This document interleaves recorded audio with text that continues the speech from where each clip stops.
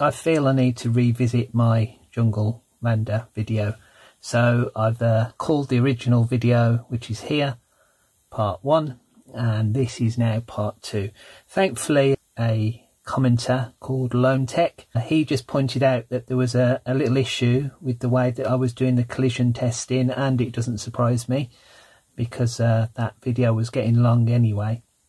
I hadn't really noticed, and there's a couple of other things I want to address which weren't very good in the end, but strange things like you can still drop missiles after you've crashed, which isn't good. Various other silly little things in this. So let's make this into a better game.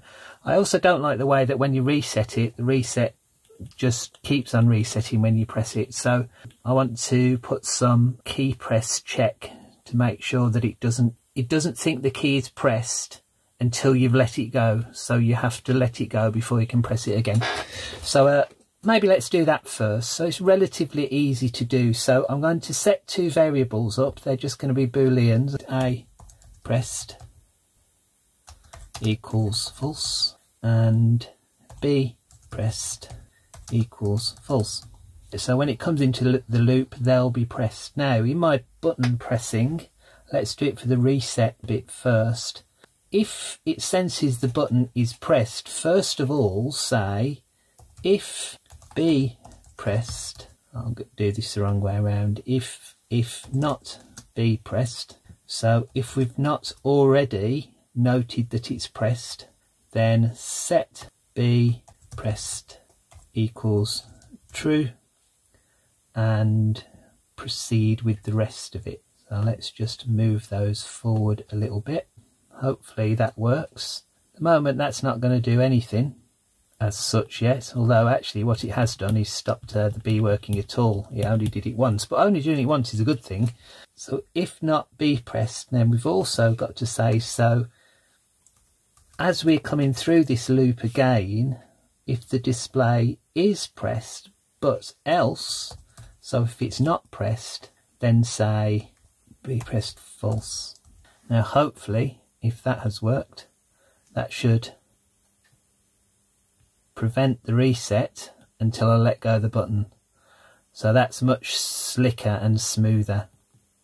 Alright, now let's go back to this bit here where the collision detection is a bit weird. It doesn't always connect the trees, and of course we can do things like that and make the plane almost go on fire because of the missiles doing there. So that was just something simple that Lone Tech pointed out to me, and I just made a little mistake here. So the trees grow from the bottom of the screen, but I'm dropping from the Y there. So what I forgot to do, up here where I draw the tree, I draw it from height minus the height of the tree.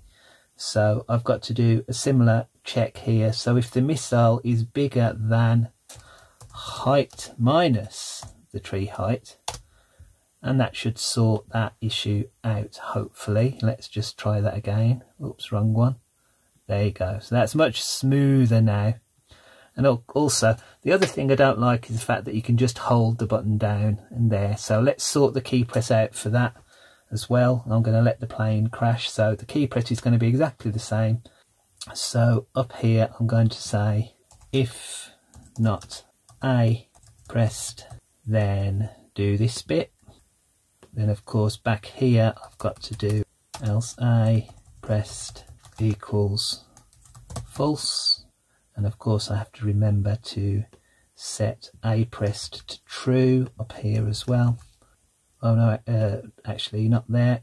I need to set that as soon as, yeah, as soon as this, if it's not pressed, set it as pressed straight away. Okay, let's just try that.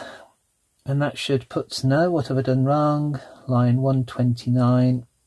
Oh, that should be A pressed equals true, else A pressed equals false. Try again. Oh, still an error. 123 now. What have I done wrong in 123? Okay, so A pressed.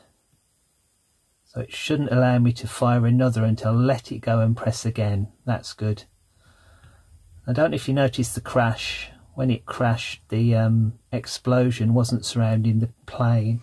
So let's just change the plane bit as well. Where was the plane crashed? Circle, plane X, plane Y. So the plane was about 20, I think. So let's say plane X, it was 20 wide here. So let's say plus 10 there. That's it. And then maybe plus 5 for this. Can't remember. Plus 5. Let's try that again. I'll just speed this up until it crashes. That's better. So that's circle to there. Now I think there was one more issue that you could still bum when it was crashed.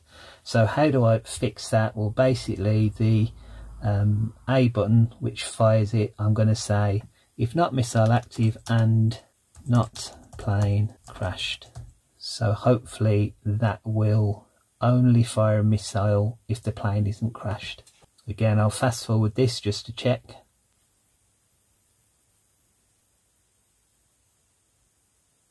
There, and it won't fire, but it will reset. Alright, so that's a much more well-rounded game now. There is another bug in it, that it will sometimes, the plane will never land, it will always crash at the bottom of the screen, but I'm going to leave that for someone else to have a look at to fix. But I appreciate the comments that have been made so far on this, and also the little help I'm working out what I've done wrong with my collision detecting. Hopefully this is what I'll do on the channel. I'll do some things like this. I might leave things open so other people can comment. I might revisit some things. I might just leave it so that other people can play with the code as well. Because that's how I learned. One of the other issues that we had, or one of the suggestions that have been made, again by Lone Tech, was that really the layout of my code isn't very good. I've got bits happening all over the place. It's better to have some of these things running within the class. I think the way that I've just spontaneously written this, again, me not being a Python expert, but the way I've just written this and just modified it and kept on modifying the code and coming up with new ideas isn't really the best way to do it. But this was all about experimenting with this PicoDisplay anyway. Maybe some of my later videos will have, or my next videos, I'll try and lay these out properly. I might even do a Python course and see where I go from that. So if you haven't done and you'd like to, please subscribe, and I'll see you in the next video.